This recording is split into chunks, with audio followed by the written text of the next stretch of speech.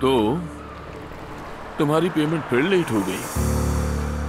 बिल्कुल, मैं आपकी पेमेंट इंशाल्लाह जल्द ही कर दूंगा हसन साहब। लेकिन कब?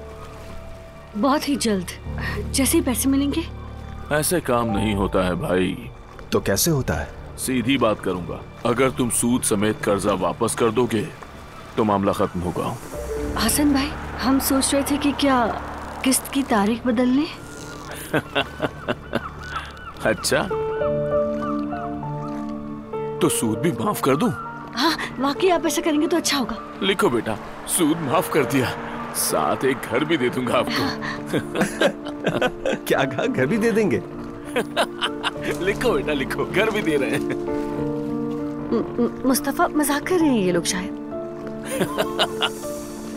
सुनो बच्चे, तुम लोग क्या कर रहे हो? कारोबार कर रहे हो या फिर कोई नया तजुर्बा? दरअसल हम लोग सूद पर कारोबार नहीं करते क्योंकि हमारे बाबा इस बात से नाराज हो जाते हैं।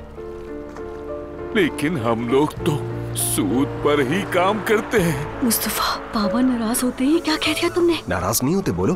कुछ तो अक्ल से काम लो। तो पेमेंट कब करोगे हमें? जी बिल्कुल, मैं आपकी पेमेंट जल्द अदा कर दूंगा। ये करते हैं कि जो हमारे पास है वो आपको दे देते हैं। ऐसे टुकड़ों में बटे हुए काम नहीं होते। तुम अपना कर्जा पहली किस्त के साथ सूद समेत ठीक ठाक अदा कर दो और फिर इस चेहरे को दोबारा नहीं देखोगे। मुस्तफा, कहो ना देते हैं। मुस्तफा, देते हैं।